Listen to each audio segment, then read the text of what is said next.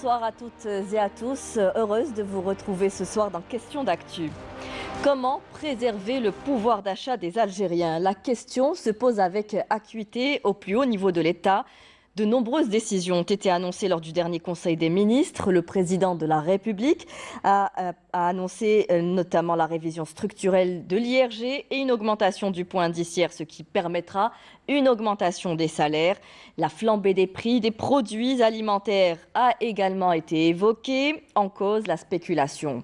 Un phénomène récurrent qui survient généralement, vous le savez, lors de crises, au point où la pomme de terre se transforme en un produit de luxe. 1 kg de pommes de terre proposé chez le détaillant à 100 dinars, 1 kg de poulet à 500 dinars, pour ne citer que ces deux exemples.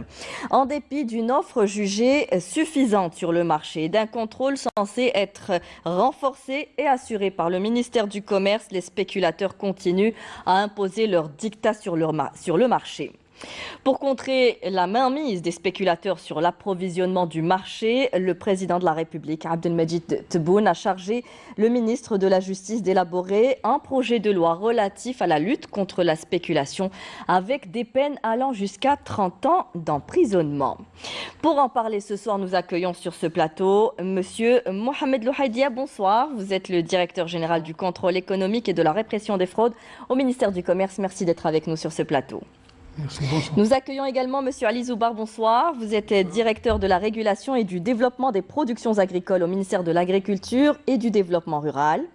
Monsieur Hazeb Ben Shahra, bonsoir. Vous êtes secrétaire général de l'Union générale des commerçants et artisans algériens, l'UGCA. Monsieur Hassan Menouar, bonsoir.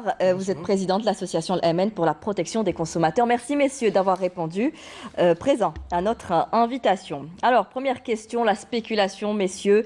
La régulation doit forcément passer aujourd'hui par la criminalisation. Je vous donne la parole à vous en premier, monsieur Louhaidia. Merci beaucoup et merci pour l'invitation. Effectivement, nous avons ce phénomène de spéculation qui est en train de prendre de l'ampleur de jour en jour, et nous saluons la décision de Monsieur le Président de la République de pouvoir sanctionner cette pratique sévèrement.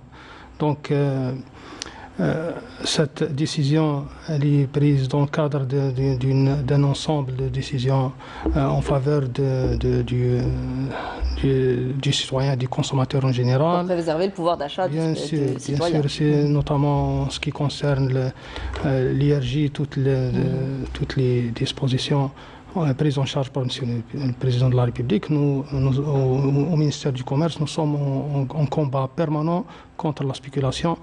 Parfois, on procède à des opérations coup de poing, comme la dernière opération contre le stockage illicite de la pomme de terre, où nous avons saisi presque 120 000 quintaux de pommes de terre stockées d'une manière illicite chez des spéculateurs. Et l'opération continue sur On va parler des systèmes de contrôle renforcés un peu sur le terrain. On va rester d'abord sur cette nouvelle, la criminalisation aujourd'hui des spéculateurs. Comment vous avez accueilli, vous, la nouvelle? C'est assez extrême comme décision. C'était aujourd'hui la meilleure manière pour mettre un frein à cette envolée des prix, des produits alimentaires et en général, et pas que, monsieur Zoubar. Merci. Effectivement, c'est une question pertinente. Aujourd'hui, évidemment, on est arrivé à un stade où il faut vraiment prendre des mesures très sévères contre ce phénomène. Il faut bien un jour mettre un terme. Eh bien, ce jour-là, c'est aujourd'hui. Donc, parce qu'il a pris de l'ampleur au point où il s'attaque directement au pouvoir d'achat du citoyen. Donc, et également à l'économie nationale, parce que aussi l'économie nationale en prend un coup. Donc, il faut bien mettre tous les outils nécessaires pour lutter contre ce phénomène qui devient de plus en plus... qui touche les poches des citoyens aujourd'hui de plus en plus, exactement. En période de crise encore plus difficile. Aujourd'hui, monsieur Bouchara, comment les commerçants ont accueilli cette nouvelle ? De toute façon, les commerçants n'ont pas accueilli cette nouvelle. C'est une bonne nouvelle pour bloquer les spéculateurs, parce que les spéculateurs écoulent leurs marchandises chez des commerçants illicites, bien entendu. Donc, nous remercions le président de la République d'avoir pris cette décision-là. Et seulement, ce n'est qu'une décision parmi d'autres. Il va y avoir d'autres décisions pour réguler le marché, parce qu'on ne peut pas continuer comme ça, et on ne veut pas de solutions temporaires. On veut vraiment des solutions définitives. Parce que maintenant, on règle le problème. 2 mois après, le problème surgit une deuxième fois, une troisième fois. C'est-à-dire qu'on répond à des situations de crise. Donc pour répondre des situations de crise, il y a toujours, même maintenant, on a des lois qui pénalisent ces spéculateurs. Mais seulement, même les contrôles ne sont pas assez rigoureux et forcés pour contrôler à longueur d'année. Ce n'est pas uniquement quand il y a une petite crise. Donc, on souhaite que d'autres mécanismes soient mis en place. Il y a une volonté politique pour en arriver, pour faire mieux. Donc, tous ensemble, on doit faire des efforts pour trouver des solutions équitables pour l'avenir. Aujourd'hui, le pouvoir d'achat des Algériens a été fortement touché et les spéculateurs en rajoutent à chaque fois et profitent de ces périodes de crise pour faire plus de bénéfices. Oui. En tout cas, c'est pas nouveau, ça a toujours été comme ça. Enfin, ça fait très longtemps déjà que la question se pose depuis des années. Oui, depuis des années. Mais malheureusement, cette année, on a vraiment ressenti parce qu'il y a la crise sanitaire Covid-19 qui a accentué cette crise économique. Et puis, les augmentations sont venues d'une manière très intense pendant la période de la rentrée sociale, ce qui nous a touché, nous les consommateurs et tous les citoyens algériens. Donc la décision du président de la République, bien sûr que ça démontre qu'il y a au moins une attention des pouvoirs publics par rapport à l'intérêt primordial du consommateur, c'est le pouvoir d'achat, donc comment faire face aux dépenses, ça c'est une excellente chose.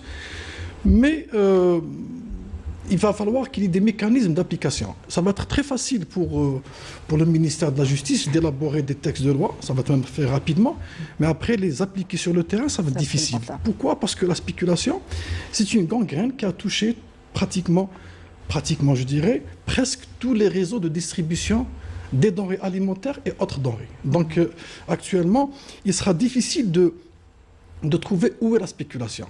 Qu'on puisse... Il n'y a pas cette visibilité, de traçabilité aujourd'hui. C'est-à-dire que pour qu'on puisse la déterminer et savoir qui est spéculateur, il faudrait d'abord instaurer ou installer un réseau de distribution professionnel. On va devoir d'abord identifier les producteurs, les distributeurs, les stockeurs, ceux qui font la régulation du marché, ceux qui ont des plateformes stratégiques pour le stockage.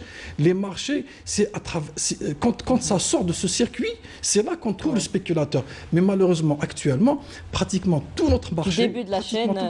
Pratiquement tout notre marché est de la spéculation. Oui. On est dans l'informel à grande partie, donc on est dans la spéculation. Donc qui va-t-on sanctionner maintenant? Voilà, c'est ce qui va être difficile.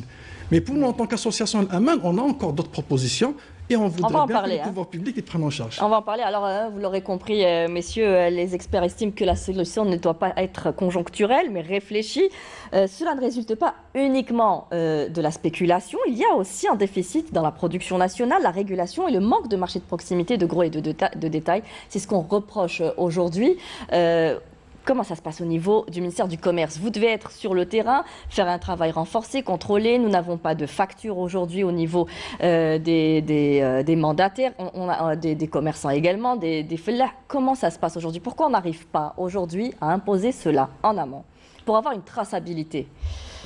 Au niveau du ministère du Commerce, nous avons ouvert un chantier qui porte sur la moralisation de l'acte de commerce. C'est une solution inclusive qui regroupe toutes les parties concernées par l'activité commerciale, les secteurs économiques, les secteurs publics, les pouvoirs publics, les représentants des commerçants et des consommateurs. On est dans ce cadre-là, on est en train de trouver les solutions idoines. Parce que les pouvoirs publics seuls ne peuvent pas trouver les solutions vraiment durables et efficaces. Donc, il faudrait déjà qu'il y ait une coordination entre les différents secteurs. On va en parler aussi. Oui. Nous avons des mécanismes de coordination. Nous sommes en étroite collaboration avec les secteurs concernés surtout. Mais nous appelons nos amis les commerçants et les consommateurs à jouer leur rôle de sensibilisation pour nous faire faciliter la mise en œuvre des solutions qui sont proposées. Actuellement, tout le monde est représenté dans ce cadre-là. On espère, Inch'Allah, très très prochainement, mettre en œuvre certaines bases solides et durables pour trouver des solutions à l'activité commerciale et économique en Algérie, parce qu'on ne peut pas continuer de fonctionner de cette manière dans l'ère de la digitalisation. Oui. On continue à fonctionner d'une manière vraiment... Il faut numériser pour avoir plus de transparence et pour ça, avoir cette traçabilité tant demandée. Il nous faut l'apport de tout le monde, de toutes les parties concernées par cette solution. Monsieur Zoubar, aujourd'hui, on dit, le département de l'agriculture dit à chaque fois que il y a une offre suffisante sur le marché, que les produits sont disponibles, mais pourtant on arrive toujours à ces pénuries. On dit souvent que les pénuries sont créées. Les spéculateurs donc stockent la marchandise, on ne la retrouve pas sur le terrain. Comment vous expliquez cela aujourd'hui, qu'il y ait une marchandise suffisante? Est-ce qu'elle est à quelle hauteur est-ce qu'on couvre les besoins des Algériens aujourd'hui en produits alimentaires? Et pour ce qui est de beaucoup de production, évidemment, à part les céréales et le lait, où nous avons un déficit, sinon nous couvrons plus de 70% des besoins nationaux. En termes aujourd'hui, comme vous savez, nous n'importons pas ni de fruits ni de légumes aujourd'hui, sauf si à titre exceptionnel. Mais sinon, la production, elle existe, elle est sur le marché. Mais je voudrais simplement revenir sur la question que vous avez posée tout à l'heure. C'est que ça passe nécessairement par l'identification des acteurs. Donc, et nous, au niveau du ministère de l'Agriculture et du Développement Rural, nous avons déjà, de par un passé très récent, engagé ce travail d'identification.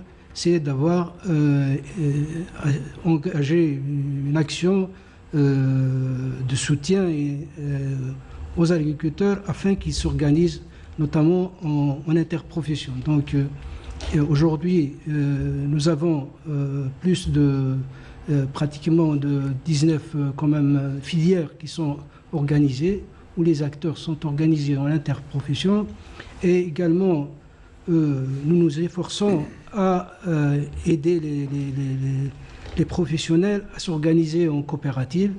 Et d'ailleurs, c'est une action inscrite dans la feuille de route à travers l'élaboration, l'amendement du texte régissant les coopératives agricoles. Et nous avons aujourd'hui un texte très, très simple. Et nous avons aujourd'hui, l'agriculteur a la possibilité de se constituer en coopérative pratiquement en un temps record au niveau local. Donc cette identification des acteurs va nous permettre, va faciliter la régulation. Est-ce que vous avez commencé ce travail d'identification? Aujourd'hui, on sait très bien que pour avoir une traçabilité, on a besoin de papier, on a besoin de factures, on a besoin de bons de livraison. Et pourtant, les éleveurs n'arrivent pas encore à se familiariser avec ces documents. Pourquoi est-ce qu'on compte l'imposer? Déjà, ce n'est pas toutes les franges des éleveurs et des agriculteurs qui ne disposent pas de documents. Ça dépend des filières. Il y a certaines filières où il y a des documents si je cite par exemple. On ne dit pas tous, mais c'est généralement un problème récurrent. Il y a quand même, c'est des milliers d'éleveurs qui sont identifiés, qui travaillent avec la traçabilité la plus totale parce que ils ont le soutien de l'État. Alors où se situe le problème? Au niveau de quelle filière? Alors où se situe le problème? Bon, il y a certaines filières, ce qu'on appelle au niveau du ministère de l'Agriculture les filières spéculatives. Ces filières-là, on peut dire qu'ils échappent à l'identification. C'est-à-dire ce sont ceux qui travaillent, par exemple, qui font de la pastèque, de melon, etc. C'est les filières spéculatives? Spéculatives. Mais sinon, les filières, mon collègue a parlé de la pomme de terre. Cette filière, en tout cas, il y a beaucoup d'agriculteurs qui sont identifiés, ne serait-ce que parce qu'ils bénéficient de soutien de l'État. Voilà, donc, mais ça reste, l'identification, c'est un travail qu'il faut continuer. Et d'ailleurs, il s'inscrit dans le cadre d'un chantier que nous avons ouvert au niveau du ministère de l'Agriculture et du Développement rural, à savoir la numérisation des secteurs. Donc ça, automatiquement, pour numériser, il faut aller vers la base de données des agriculteurs. Et aujourd'hui, nous sommes en train de numériser à l'échelle locale, de créer des bases de données des agriculteurs. Donc c'est un travail un peu ardu, c'est pas du jour Vous au avez une lendemain. échéance, on en parle depuis longtemps, hein. Aujourd'hui, la numérisation, la récolte d'informations, de toutes ces données. Hein. Aujourd'hui, on est toujours à débattre des mêmes questions. Hein. Oui. Non, si vous permettez, M. Zobar, nous, en tant qu'association des consommateurs, on a beaucoup parlé sur ça. Et on a fait même des propositions qu'on a déposées même à la présidence de la République. C'était d'abord, ici on parle de consommation, on parle de production d'abord, avant la distribution, et c'est la production agricole. Donc il faudrait qu'il y ait d'abord une planification agricole. C'est la carte agricole. Voilà. Ça, chose qui nous manque encore en 2021. C'est quoi la planification agricole? C'est d'abord de calculer que mangent les Algériens, les 45 000 Algériens, qu'est-ce qu'ils mangent au mois de janvier, au mois de février, à la veille du Ramadan, pendant le Ramadan, à Eid al-Adha, à la rentrée sociale, en hiver, qu'est-ce qu'ils mangent en pommes de terre, en tomates, en poivrons, etc. Et faire de la commande, faire des bons de commande aux agriculteurs à travers les filières, à travers les coopératives. Donc ça nécessite un recensement, identification. Et quand on a la production nécessaire pour équilibrer l'offre et la demande, pour qu'il n'y ait pas de gaspillage, comme on a vu plusieurs fois, où des agriculteurs ont perdu leur récolte parce qu'ils l'ont jeté, il n'y avait pas de preneur, ou bien ça tombe sur le consommateur qui paye trop cher parce que l'agriculteur n'a pas fait assez de production. Je donne l'exemple de l'ail actuel. Cette année, elle est à 600 dinars le kilogramme, alors que l'année passée, elle était à moins de 50-60 dinars le kilogramme. Donc ce déséquilibre, il n'est pas encore maîtrisé par les pouvoirs publics. Parce qu'on n'a pas fait un calcul pour dire qu'il nous faudrait tant de tonnes à préparer pour l'été. Il n'y a pas de visibilité en général sur notre production, c'est une carte. notre consommation. On pourrait la faire même avec un SIG, un système d'information géographique, repérer les zones, les régions qui produisent, la meilleure région qui produit la pomme de terre, l'autre qui produit l'oignon et l'autre qui produit la tomate, et faire un calcul. Finalement, on n'est que 45 millions d'habitants et on a des terres qui sont très fertiles partout en Algérie. Donc ça, c'est très facile. Après, bien sûr, il faut identifier les réseaux de distribution. Bien sûr, en numérisant. Très en retard. Je ne sais pas, maintenant là, je parle en tant que société civile. On est en retard parce qu'on n'a pas été capable ou bien parce qu'on ne veut pas? Parce que c'est quoi la numérisation? On va nous répondre. Hein. C'est de l'Internet, c'est l'Internet là, mais on doit le renforcer, c'est le débit, les infrastructures, et permettre à tous ces intervenants dans la chaîne d'être recensés numériquement. Il y a aussi trop d'intervenants dans la chaîne. Justement, mais parce que quand on identifie le producteur, après on identifie le collecteur ou le mandataire ou le grossiste, après c'est le marché de gros et le marché de proximité. On a normalement 3 à 4 marges bénéficiaires. Mais maintenant, actuellement, avec la spéculation, on a une dizaine. C'est tout le monde qui prend un bénéfice, jusqu'au dernier qui arrive avec sa camionnette en bord de route, qui prend un bénéfice. Et c'est pour ça que ça revient trop cher. Alors, monsieur Le Haïdi, hein, vu comme ça paraît simple. Oui, si on veut identifier cette étape qu'on vit actuellement, nous sommes... Il y a un manque d'encadrement dans le secteur aujourd'hui, que ce soit agricole ou au ministère du Commerce. On a du mal à connaître tous les acteurs qui activent dans ces secteurs-là et qui mènent à une spéculation. Pour les commerçants sont connus, les commerçants... On parle de tous les intervenants dans la chaîne. Et nous avons ce phénomène de spéculation qui est en train de prendre de l'ampleur. Il a touché pas mal de secteurs d'activité. Nous sommes en train de le combattre en collaboration avec tous les secteurs concernés, pouvoir public, sécuritaire et tout ça. Mais nous sommes actuellement dans une phase de transition du commerce classique au commerce numérisé. Je pense que... Est-ce que vous avez commencé, vous êtes avancé vous avez un pourcentage du taux d'avancement dans ce projet? Vous avez une date butoir pour arriver à terme? Nous sommes en train de travailler étape par étape et par priorité. Nous avons... Donc vous avez identifié quel secteur? Nous sommes en train de, par exemple, l'approvisionnement, les prix, des prix, quotidiennement, nous avons un système de suivi de la fluctuation des prix au niveau du marché national. Pour pouvoir agir, nous avons mis en place certaines applications numérisées pour pouvoir contrôler d'une manière efficace et intervenir, le cas échéant, dans des conditions bien définies. Mais tous les secteurs, je dis bien tous les secteurs et tous les parties concernées doivent savoir que nous sommes en période de transition qui nécessite l'effort de tout le monde. Donc pendant cette période de transition, la spéculation entre-temps oui, la spéculation, c'est pour ça on lance un appel à nos frères commerçants. Oui. Et s'inscrire dans cette démarche. Oui, c'est notre pays, on vit dans l'Algérie, on ne peut pas toucher à notre économie. Si on touche à notre économie aujourd'hui pour gagner faire un bénéfice illégal pour une personne ou une minorité, on va. Alors c'est ça, le but c'est de construire une économie forte. Ce que vous dénoncez, vous, c'est que cela apporte. Ces bénéfices vont généralement au commerce illégaux. Moi, autant que représentant à l'informel, autant que syndicaliste, j'ai beaucoup de choses à dire sur ce point. Primo, notre commerce est malade. Il faut le revoir en profondeur. Primo, tous ceux qui exercent le commerce en Algérie, il n'y en a que environ 40% de commerçants déclarés. Les 60% sont illégaux. Et toutes les marchandises et les spéculations qui sont faites sont écoulées par ces commerçants illégaux. Donc maintenant, si l'Union a été toujours une force de proposition et non de revendication, nous on veut bien, on tend la main au ministère du Commerce, qui est presque notre tutelle pour travailler avec lui, on lui tend la main. Nous on est consommateurs dans tous les produits, on est commerçants dans un seul produit, donc on soutient les consommateurs.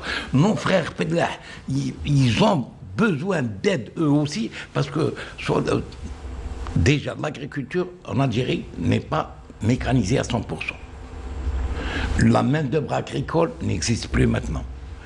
Donc l'agriculteur, ou le Fedlah comme on l'appelle chez nous, il suit pour produire.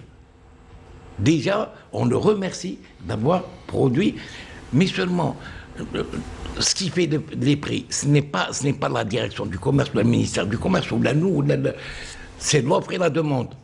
Donc s'il n'y a pas d'offre, les prix augmentent automatiquement. Maintenant, il n'y a pas assez d'offres. Pourtant, on assure que l'approvisionnement. Pas assez d'offres. Et maintenant, je voudrais bien, je rejoins mon ami quand il a dit il faut une planification. Moi, je propose. Selon les besoins des consommateurs. Moi, j'ai envie c'est-à-dire qu'il y ait un ministère. Tout un ministère de la planification pour savoir les besoins de tous les citoyens algériens en tel produit. Et savoir, c'est très important, les produits qu'on peut, c'est-à-dire qu'on peut exporter. Parce que on ne peut pas, on n'a pas le droit d'exporter les produits, les besoins de la société, les besoins donc maintenant, même l'exportation n'est pas bien réfléchie. On est en train parfois d'exporter les besoins.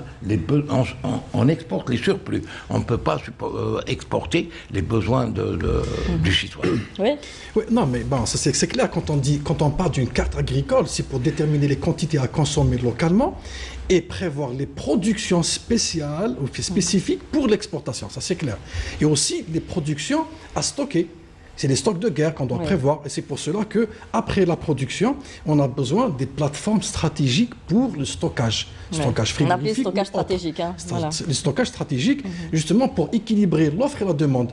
Quand il y a une demande qui est excessive par rapport à l'offre, eh ben, on fait sortir des produits de la plateforme stratégique pour alimenter les marchés et maintenir les prix à plus ou moins quelques dinars. C'est ce qui se fait partout dans le monde, mais malheureusement chez nous, ce qui fait le plus de mal aux consommateurs, c'est pas seulement la cherté, mais c'est le fait aussi qu'ils n'arrivent plus à prévoir des budgets pour le mois. ce mois, il peut dépenser 30 000 dinars, l'autre mois, il devrait dépenser 60 000 dinars. Selon la conjoncture, on l'a vu pendant la période du Covid, comment les produits du citron, du thym qui avaient augmenté. Et ça dénote qu'il n'y a pas de maîtrise. C'est-à-dire on ne maîtrise plus, on ne maîtrise rien. En réalité, c'est ça, c'est toute la chaîne, on ne la maîtrise pas. Comment dire, et on se retrouve dans des situations, comme je disais tout à l'heure, soit c'est le producteur qui perd, soit c'est le consommateur qui paye trop cher. Le même problème pour la production agroalimentaire, parce qu'on n'a pas que la production agricole. C'est la même chose. Donc il faudrait, nous, en tant qu'association, on a demandé à ce qu'il n'y ait pas seulement un contrôle du commerçant dans sa petite boutique, mais aussi le contrôle en amont chez l'agriculteur, plutôt chez le producteur. Un producteur à qui on donne un terrain industriel, au dinar symbolique, à qui on donne beaucoup d'avantages fiscaux et parafiscaux, l'électricité qui est subventionnée, l'eau, le gaz, et à la fin, il fait des bénéfices autant qu'il veut. Et on ne maîtrise même pas les coûts de revient. Donc nous, ce qu'on demande au ministère du Commerce, c'est qu'il y ait des brigades pour aller s'asseoir avec les producteurs et faire un calcul détaillé du prix de revient de chaque produit. Et puis, nous l'annoncer à tous, qu'on nous dise que les pâtes, par exemple, elles vont coûter 25 dinars.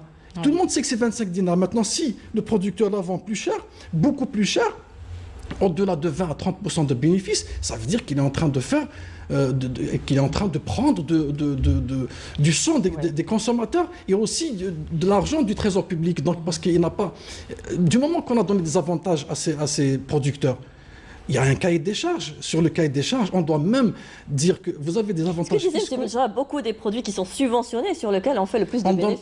On donne 10 ans d'avantages. On donne 10 ans d'avantages fiscaux, parafiscaux. Et bien qu'ils nous donnent 10 années 10 années de stabilité du bénéfice. Il ne doit pas bouger le bénéfice, par exemple. Il le maintient à 20% pendant 10 années. Donc ça fera que du bien pour l'économie nationale. Je crois que même les commerçants sont d'accord. Mais je m'excuse.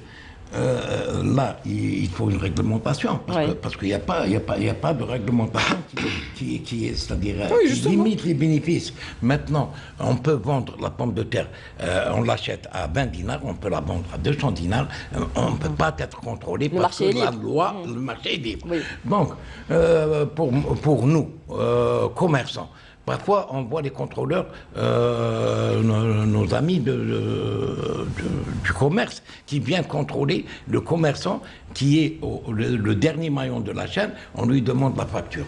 Pour nous, c'est un abus.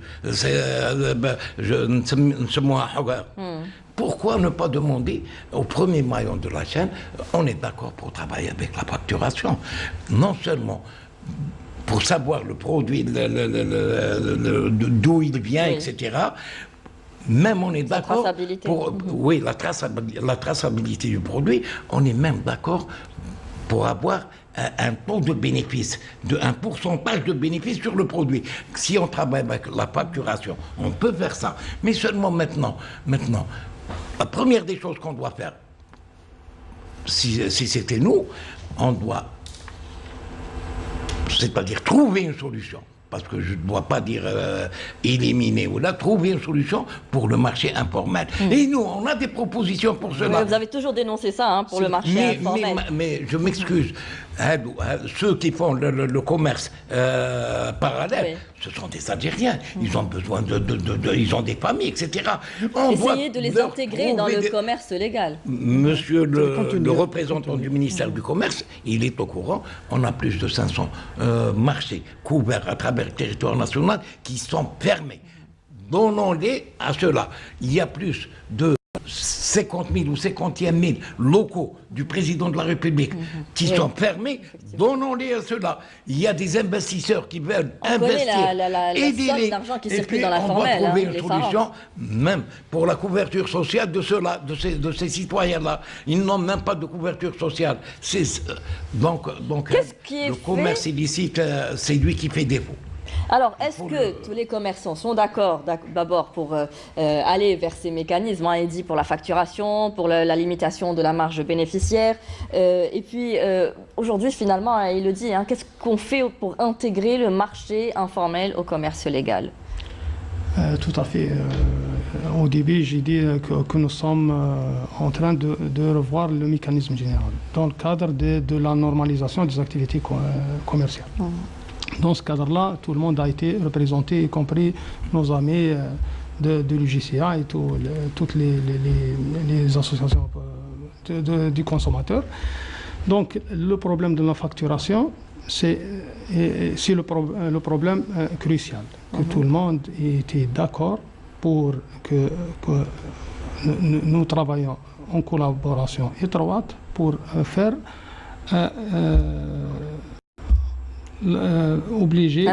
imposer la facturation aux commerçants. Mais malheureusement, je dis malheureusement, nos amis les commerçants ne veulent pas adhérer à cette démarche. D'accord? Primo. Deuxièmement, en revenant aux chiffres que nos amis ont lancé tout à l'heure, dire 60% illégal du commerce, c'est totalement faux. Je le dis. Nous avons un commerce formel, nous avons des chiffres officiels chez le CNRC, chez n'importe quel office public. Nous avons, c'est vrai, ce phénomène d'informel. 90 milliards aujourd'hui qui ont été annoncés par le président de la République. C'est la masse monétaire. Oui, la masse monétaire qui circule dans l'informel. C'est pas le commerce informel. Il est d'un ton minime. Vous avez un chiffre? Non, il n'y a pas un chiffre, mais nous avons recensé les niches du commerce extérieur, du commerce plutôt informel, sont autour de 150, 200, maximum 200. Je n'ai pas le chiffre exact, 200 000. Non, ça va pas 200 000, 200 endroits du commerce informel. Nous avons entrepris une démarche pour éradiquer le commerce informel à un certain moment et le faire intégrer dans le circuit formel. Mais toujours, il y a de la résistance. Les gens ne veulent pas aller au marché. Voilà, justement, il y a eu la création des marchés. Il y a de la résistance des informels. Maintenant, si vous me demandez, vous dites que les commerçants n'acceptent pas la facturation, c'est tout à fait normal. Tant qu'il y a un commerce illicite, ils ne peuvent pas accepter. Mais là, on est dans un blocage, M. Benchoura. Si vous refusez, l'informel refuse, comment on va avancer? Prenons, c'est-à-dire éliminons ce marché informel. Et maintenant, on applique toute la réglementation, la facturation. Et la facturation, elle commence, c'est-à-dire au premier maillon de la chaîne, mais au dernier maillon. Mais c'est aussi de l'illégalité de ne pas avoir de facture. Elle est exigée et obligatoire sur le producteur. Même pour le marché informel, elle est obligée. Vous ne contrôlez même pas le marché informel, il est libre. Maintenant, il y a des commerçants... le marché formel, M. Benchoura, ne respecte pas le... Mais bien sûr qu'il ne respecte pas, parce qu'il voit qu'il y a une concurrence illégale. C'est nous qui payons, bien sûr. Oui, voilà, oui. Parce que comment voulez-vous qu'un commerçant qui paye ses impôts, qui a la case qui paye les charges sociales, tous les charges, loyer, il est contrôlé par la tutelle, par la direction du commerce, et l'autre qui est censé ne rien payer, il passe inaperçu. Et donc nous, on reste là à payer... Il y a deux poids et deux mesures. Il y a quand même une situation de blocage. Nous, autant que syndicat de l'Union Générale des Commerçants Artisans, on est prêts de s'entraider tous avec Mais peut-être, M. Benchoura, qu'en acceptant d'entrer dans cette régularité de facturation... On accepte, mais non, ça nous fait mal. Vous venez de dire que vous ne voulez pas puisqu'il y a un secteur informel. Non. Peut-être que le secteur informel, quand il verra qu'il y a des systèmes de régulation, des facilités, pourra peut-être intégrer plus facilement dans le commerce. Il y a un travail à faire en parallèle. On travaille sur la facturation, on travaille sur le marché illicite, et ainsi de suite. Mais si vous voulez me dire qu'on travaille sur la facturation et on laisse le marché illicite, non, je n'ai pas dit ça, bien sûr. Aujourd'hui, il y a une résistance, quand même. Objectivement parlant, il y a de la résistance. Il y a de la résistance de la part des commerçants. Ils ne veulent pas s'inscrire dans cette démarche. Objectivement parlant, nous avons des chiffres. Alors, ils veulent quand même une équité avec le marché informel. Que proposer aujourd'hui? Les portes du ministère du Commerce étaient ouvertes et resteront toujours ouvertes. Nos amis étaient toujours les bienvenus dans les réunions. Ils ont participé avec nous. Et, nous avons mis sur la table toutes les solutions possibles. Donc, c'est un problème de sensibilisation et parfois de représentativité. Ces syndicats, peut-être, je dirais bien, peut-être, ils n'ont pas la représentativité est exigé pour faire une influence sur les commerçants pour adhérer à la démarche de l'État. C'est pour ça qu'on rencontre cette résistance, mais nous sommes aujourd'hui déterminés. Les pouvoirs publics sont déterminés à mettre de l'ordre dans l'activité économique. 30 ans d'emprisonnement, criminalisation des situations extrêmes quand même. Pour vous aider dans le cadre Eh de ben, l'économie. vous êtes les bienvenus, monsieur. Oui. Mais il y a toujours ce blocage, hein, monsieur Zobar. Oui. On est là. Et moi, je voudrais revenir sur toujours l'identification des acteurs. C'est très important parce qu'aujourd'hui, quand on parle de la spéculation, si je parle du secteur que je représente, vous savez, il y a l'amont et l'aval. Donc, à partir de l'amont, évidemment, chez le producteur, généralement, il se plaint parce qu'il ne gagne pas beaucoup, c'est-à-dire par rapport à la marge que prend le commerçant, de toute façon les intermédiaires. Donc aujourd'hui, il faut mettre l'accent sur le maillon de la distribution, parce que c'est ce maillon qui échappe entre guillemets à l'État. Donc aujourd'hui, s'il y a un travail à faire, c'est dans ce circuit, c'est dans ce maillon qu'il faut vraiment identifier et formaliser. Nous, dans le secteur, à un moment donné, pour au moins une filière, le lait, parce qu'il est subventionné, vous savez qu'il est fortement subventionné. Donc, il est toujours en pénurie, hein. Oui, bon. Qui connaît très souvent des crises. Ça, c'est une autre histoire. Notre histoire. Pour votre information, des pays développés ont mis 40 ans à 50 ans pour construire une filière comme celle du lait. Donc, ça prend du temps. Donc, je voulais juste vous dire qu'à un certain moment, les collecteurs de lait échappent complètement au contrôle. Donc, nous les avons fait intégrer, nous les avons formalisés avec des conventions, donc ce qui fait que nous avons pu avoir quand même ce maillon contrôlé, identifié, et aujourd'hui on sait ce qu'il fait et qu'est-ce qu'il fait, etc. On voit que beaucoup de choses échappent quand même au contrôle. Un deuxième point sur lequel peut-être qui est très important, vous avez parlé tout à l'heure de l'offre. Oui, je voulais revenir sur cette question. Oui, je voudrais revenir parce qu'elle est très importante et beaucoup peut-être ne fait pas attention. Mais aujourd'hui, surtout dans les grandes métropoles, dans les grandes villes, il y a le problème de ce qu'on appelle, si je peux utiliser cette expression, l'offre de vente. C'est-à-dire l'offre, il existe, mais l'offre pour la vendre n'existe pas parce qu'on n'a pas de marché de proximité. Aujourd'hui, pour celui qui habite à Alger, dans chaque quartier, pratiquement, on trouve peut-être, maintenant que le commerce a autorisé les commerces ambulants, on peut trouver une camionnette qui vend les fruits et légumes. Mais sinon, et pourtant, il y a eu quand même des marchés de proximité qui ont été proposés pour les commerçants et ça a été refusé. Pourquoi ? À un moment donné, ça c'est mon collège de commerce qui peut répondre. Non, mais je pourrais en dire un mot. On a construit des marchés là où on ne peut rien construire, malheureusement. C'est-à-dire qu'il n'y a pas eu un urbanisme commercial. Un marché, c'est une infrastructure sociale. Qui doit être à proximité dans toute l'histoire, de toutes les villes dans le monde, le marché, c'est un noyau, c'est structurant d'une ville. Nous, on a construit des marchés dans des assiettes résiduelles, là où on n'a rien fait. Et c'est tout à fait normal que ni les commerçants, ni les vendeurs, je dirais pas commerçants, n'ont voulu y aller, ni les consommateurs d'ailleurs. Et là, ça, ce n'est pas le domaine ni du commerce, ni de l'agriculture, c'est les APC. C'est le ministère de l'Intérieur, malheureusement, à travers les présidents d'APC qui n'ont pas fait leur travail. Et aussi, bien sûr, les directions d'urbanisme qui ont fait, entre parenthèses, j'aime pas dire trop ce mot, mais du n'importe quoi. C'est pour ça qu'on est en train de payer. Des marchés ont été réalisés, fortement payés, malheureusement, qui sont fermés et personne ne voudrait y aller. Maintenant, la solution, c'est quoi? La solution, c'est tourne en rond, là. Chacun refuse d'adhérer aux solutions de l'autre. Mais nous, on va pas à demi-mot. Maintenant, il faudrait utiliser la force publique. Il faudrait prendre ces marchands ambulants, ces marchands informels, et les mettre dans ces marchés avec de la force. Parce qu'il n'y a pas une autre solution. On ne peut pas délocaliser le marché et le reconstruire ailleurs parce qu'il n'y a plus d'assiettes, malheureusement, surtout dans les grandes villes. D'une part, et d'autre part, comme il a dit M. Zobar, c'est quand on n'a pas ce réseau de professionnels, tout le monde vient et il pique de l'argent au trésor public et aux consommateurs comme il veut et au vu et au su de tout le monde. C'est tout le monde qui sait. Quand on va sur un marché et on voit que c'est informel, qu'il y a tout qui se vend là-bas, personne ne peut les contrôler et tout le monde sait que ça provient des hangars où ça a été stocké d'une manière informelle, donc c'est de la spéculation.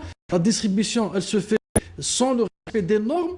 Le stockage, c'est fait sans le respect des normes. Alors, le stockage est permis, mais bien sûr, selon des normes. Hein. C'est des normes. Il y a un temps pour le stockage. Voilà. Après, il faudrait faire même des analyses, faire un contrôle sanitaire avant de déstocker. Malheureusement, il y a tout ça qui nous échappe, je dirais que nous tous. Il n'y a pas que le stockage. Hein. J'ai lu aussi qu'il y avait d'autres façons un peu de détourner la marchandise et de la laisser carrément sous terre. Comme pour la pomme de terre. Hein. C'est-à-dire qu'il y a beaucoup d'inventivité quand même. Oui, nous avons rencontré ce phénomène l'année passée durant le mois de Ramadan au niveau d'une wilaya de l'Ouest où des spéculateurs ont acheté carrément des parcelles de terre, de pommes de terre. Et ils n'ont pas à procéder à l'arrachage d'une manière vraiment large. Ils donnent au compte de gouttes au marché, c'est pour ça. Nous avons rencontré ça. Et nous avons travaillé en collaboration avec nos amis de l'agriculture et nous avons obligé ces gens-là à arracher la pomme de terre durant le mois de Ramadan pour approvisionner le marché. Alors souvent, ce qu'on reproche généralement au secteur, c'est qu'il n'y ait pas de transversalité, qu'il n'y ait pas vraiment une coordination entre le ministère du Commerce et le ministère de l'Agriculture. Aujourd'hui, encore une fois, les autorités demandent à ce qu'il y ait un renforcement de coordination entre les deux ministères en vue d'assurer un contrôle maximal sur les produits agricoles, les légumineuses et les pâtes alimentaires. Dans cette démarche, si vous permettez, M. Zobar. Il manque l'industrie alors. Hein. L'industrie, le ministère de l'Intérieur aussi, à les brigades de gendarmerie. L'industrie agroalimentaire, parce que c'est important aussi. Oui. Nous avons formalisé tout ça par pas mal de mécanismes, des décisions administratives et des réunions. Actuellement, aujourd'hui exactement, nous avons été au ministère de l'Agriculture avec nos amis de l'agriculture pour pouvoir trouver des solutions à certains problèmes. Donc vous dites que vous travaillez en coordination étroite. Toutes les informations circulent entre vous, elles sont visibles. Et comme l'a dit mon collègue aujourd'hui même, on était ensemble pour mettre en place un dispositif en commun de coordination pour pouvoir contrôler plus et bien entendu pour surtout également ne léser personne, parce que certains agriculteurs se plaignent un petit peu. Donc avec nos amis du commerce, nous avons mis en place un plan opérationnel qui peut, bien entendu, nous faire sortir de cette problématique de beaucoup qui se pose aujourd'hui. C'est un problème de coordination, mais je dois dire que il y a de la coordination. Mais il y a également les difficultés parce que la coordination institutionnelle ne suffit pas à elle seule, mais il faut qu'il y ait également, comme l'a dit mon collègue du commerce tout à l'heure à l'adresse des commerçants, il faut que la contribution de tous les acteurs, et moi j'ai toujours, surtout dans notre secteur, puisque nous attelons à créer ce qu'on appelle les pôles agricoles, ce que d'ailleurs a soulevé notre ami de l'association des consommateurs, c'est l'identification des pôles de production à l'échelle nationale pour pouvoir avoir une cartographie justement de chaque zone et quelle est la culture qui convient à cette zone et après, bien entendu, intervenir par des soutiens. Plus tard, on ne soutient pas n'importe quelle culture. et dans n'importe quel endroit. Donc, c'est il faut l'accompagnement aussi. cette carte. C'est l'accompagnement des agriculteurs aussi, des producteurs. Et leur formation également. Oui, parce que vous imaginez tout ce que dépense l'État pour soutenir les producteurs. Et à la fin, on les laisse faire tout seuls. Moi, j'imagine comme ça un scénario, parce que je suis un peu rêveur. Je me dis que si on identifie les producteurs, et on sait qu'est-ce qu'on va planter, par exemple, à Saïda. Dans la région de Saïda, on a quand même des milliers d'hectares, on a des producteurs, et on va leur commander de l'oignon, par exemple. Mais donc, je sais combien d'hectares qu'ils ont, et combien qu'ils vont produire, et quand ils vont planter, et quand ils vont arracher. Donc, tout ça, ça va être suivi par la direction de l'agriculture de la wilaya de Saïda, avec toutes ces inspections. Il y a des informations à prendre, il y a de l'accompagnement, il y a des visites, d'ailleurs même pour le contrôle sanitaire. Après, quand c'est numérisé, en même temps, quand on importe des produits phytosanitaires, des pesticides par exemple, ces agriculteurs, quand ils achètent, c'est numérisé, donc on sait quelle est la quantité qu'ils ont pris pour et on en a eu des problèmes à cause de ça, une mauvaise formation des agriculteurs. Donc il y a l'intersection de toutes ces informations numérisées qui va laisser l'agriculteur travailler à l'aise et les consommateurs consommer en toute tranquillité. Il y a la qualité, bien sûr. Donc, après, est-ce que ça, c'est difficile? On est en 2021. Et je suis désolé, c'est pas pour vous êtes mes amis, mais je dirais que c'est les mêmes discours qui reviennent d'année en année. Moi, je suis à l'association depuis 2014, et c'est la même chose qu'on entend d'année en année. Et on est très en retard. Ni on a identifié, ni on a réalisé les infrastructures de base pour la régulation du marché. Moi, personnellement, j'ai toujours dit que, enfin, notre association, l'Aman, que l'État devrait être régalien et régulateur. C'est déjà ça. Faire de la réglementation, la faire appliquer. C'est le texte d'application aujourd'hui. Et la régulation, qui doivent excusez-moi, la régulation, c'est des infrastructures. Il y avait des projets de frigomidite. 13 plateformes stratégiques sur le territoire national. On ne sait pas où est-ce que ça en est. Où est-ce que ça en est? Bien. Il y a les marchés de gros, les marchés régionaux, les marchés de gros, les 9 grands marchés régionaux. Et puis les 1000 marchés de proximité. Donc il y avait beaucoup de chiffres annoncés en 2010. On est en 2021. Et on les voit toujours moi-même, j'ai vieilli de 11 ans et on attend toujours des résultats.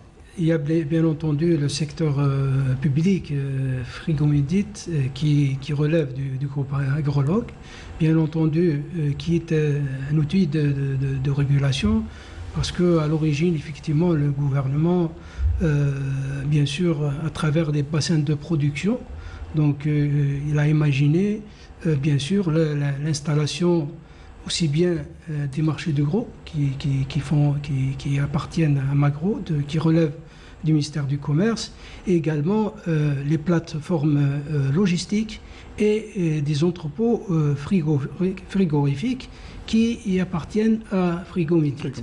Bien aujourd'hui, nous avons beaucoup d'entrepôts frigorifiques qui appartiennent à Frigomidite. Nous avons une plateforme logistique que vous connaissez à Boufarik, qui est pratiquement l'une des meilleures à l'échelle nationale, à travers laquelle la plupart des produits transitent pour l'exportation, des produits agricoles. Nous avons aussi une plateforme au niveau de l'Oued, qui est quand même de 20 000 mètres cubes, qui est très importante, et les autres infrastructures sont... oui, il y a beaucoup, notamment vers le sud, parce que nous ambitionnons d'exporter le produit agricole à travers, vers les pays africains, notamment à travers la ZDCAP, la zone d'échange africaine, continentale. Donc ça... ça c'est pour l'export, M. Zobal. Non, c'est d'abord la régulation. Vous savez, la régulation, et il y a d'abord le marché national, il faut satisfaire le marché national. Il y a bien entendu le stockage légal, parce que je voudrais dire un mot à ce propos, pour que nos amis agriculteurs le sachent. Le stockage, c'est pas quelque chose d'illégal. Le stockage n'est illégal que quand on ne le déclare pas. Oui. Parce que on a remarqué quand même beaucoup de résilience de la part... Il est stockable, parce que aujourd'hui, si vous ne stockez pas l'oignon, qui est vraiment, qui connaît un prix vraiment dérisoire sur le marché, donc il y a une offre abondante, donc si on ne le stocke pas, il va bien entendu être jeté. Donc on est obligé de recourir aux entrepôts pour stocker. Il y a eu quand même beaucoup... si vous permettez, oui, bien sûr, je termine par rapport à la régulation. Il y a aussi la transformation, ce qui est un moyen aussi de réguler les produits agricoles. Il y a également l'exportation. Donc tout cela permet justement, pour ne pas tomber dans ce que vous avez dit tout à l'heure, à savoir, c'est-à-dire des fois l'agriculteur perd, et des fois le commerçant, le consommateur n'arrive pas à acheter le produit parce qu'il est cher sur le marché. Je voulais juste dire que le ministère de l'Agriculture a fait quand même montre de beaucoup de résilience durant la crise du Covid, où il a dû à chaque fois répondre aux besoins du marché national. Il y a eu des crises où à chaque fois on a pu répondre à cette demande. Il y a aussi, je pense que vous avez tous suivi et lu, du moins sur la presse, que l'Algérie est le seul pays africain qui est classé en bande verte dans le monde. Il rejoint les pays de l'Europe, du Canada, des États-Unis d'Amérique. Aujourd'hui, l'Algérie ne connaît pas de famine, c'est-à-dire n'a pas de famine, et c'est l'un des pays, et c'est le premier pays en Afrique qui connaît une sécurité alimentaire. Oui. Pour l'instant, car pour le moment, les citoyens n'arrivent pas à acheter le poulet, ils n'arrivent pas encore à acheter certains fruits et légumes. Les fruits, on n'en parle même pas, c'est devenu carrément du luxe. Monsieur Benchoura, je voudrais revenir à... Il y a eu des tentatives de la part du ministère du Commerce pour essayer de réguler ces spéculations. Une tentative qui n'a pas été en tout cas bien accueillie. C'était cette vente directe par les agriculteurs sur les marchés de gros et qui a été prise apparemment unilatéralement par le ministère du Commerce. Aujourd'hui, vous réfutez, c'est aux commerçants aujourd'hui de prendre ce rôle. Chacun doit jouer son rôle. L'agriculteur, il est là pour produire et le commerçant, il est là pour vendre. Maintenant, si on prend des décisions comme ça, donc il y a beaucoup de commerçants qui vont fermer, c'est-à-dire leur commerce, déposer le registre de commerce. Même l'agriculteur qui travaille beaucoup ne peut pas écouler sa marchandise lui-même. Laissons-le produire et ce commerçant, laissons-le faire le commerce. Donc maintenant on est en train de... Pour nous, c'est une décision qui a été mal prise parce que le lendemain, toutes les wilayas, tous les marchands de fruits et légumes à travers des marchés de gros sont venus réclamer cette décision qui a été prise sans vous consulter. Sans nous consulter. On n'a pas été consultés. Oui. Alors il nous reste très peu de temps. On va essayer de parler aussi de la viande blanche. Les producteurs ont convenu de réduire le prix du poussin à compter de ce mardi, ce qui se répercutera sur le prix de la volaille une fois la période de production achevée. Oui, évidemment, bien entendu. Quand le poussin, évidemment, et coûte moins, bien sûr, il y a moins de charges pour l'agriculteur, l'éleveur. Il était entre 120 180 et il arrivait à parfois dépasser la barre des 200 dinars.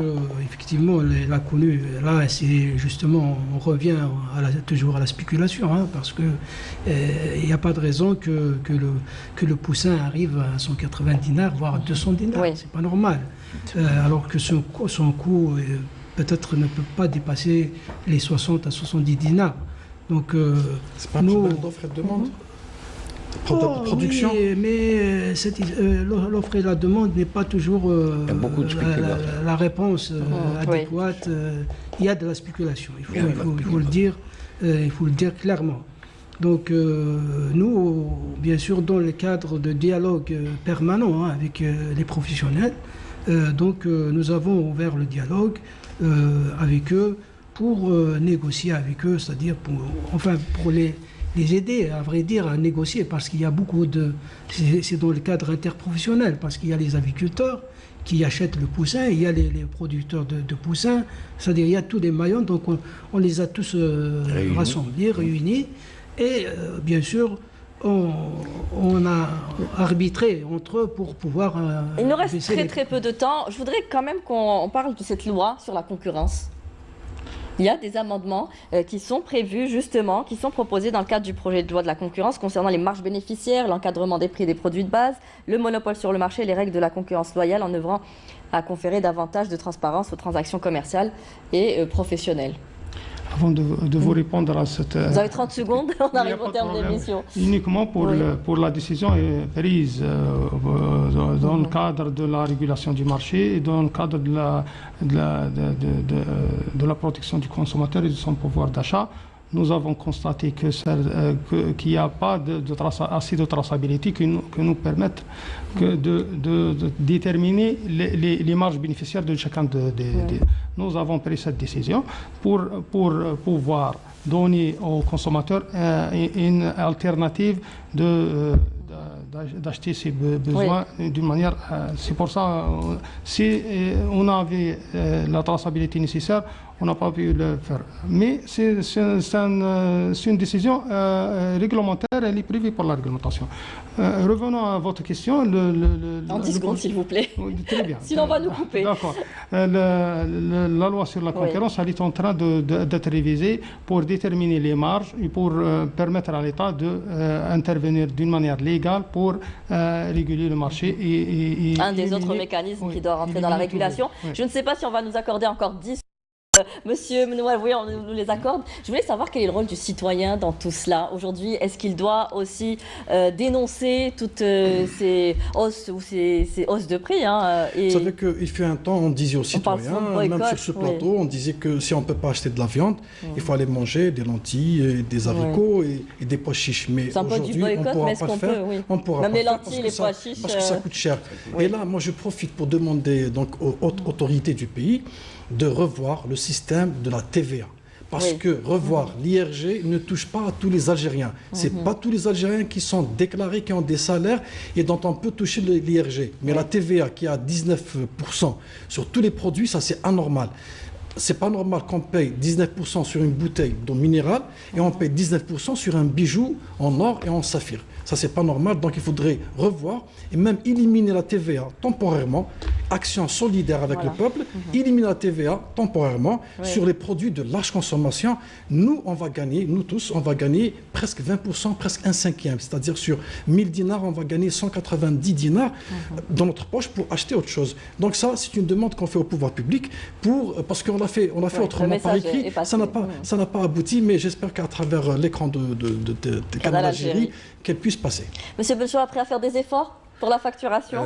Écoutez, nous, on l'a toujours dit, on est là pour, c'est-à-dire pour trouver des solutions avec nos confrères, avec les consommateurs, avec nos confrères pédaleurs, commerçants, etc. Et on voit clairement qu'il y a une volonté politique pour mieux faire. Alors, on leur tend la main, on est là, on est présent pour mieux faire et pour trouver des solutions à notre marché. Allez, j'espère que la prochaine fois qu'on reviendra sur ce plateau, ce sera avec des solutions concrètes et des actions réelles sur le terrain. Merci messieurs d'avoir participé à ce débat. Merci à vous tous de nous avoir prêté attention. Je vous souhaite de passer une très bonne fin de soirée sur Canal Algérie. Au revoir.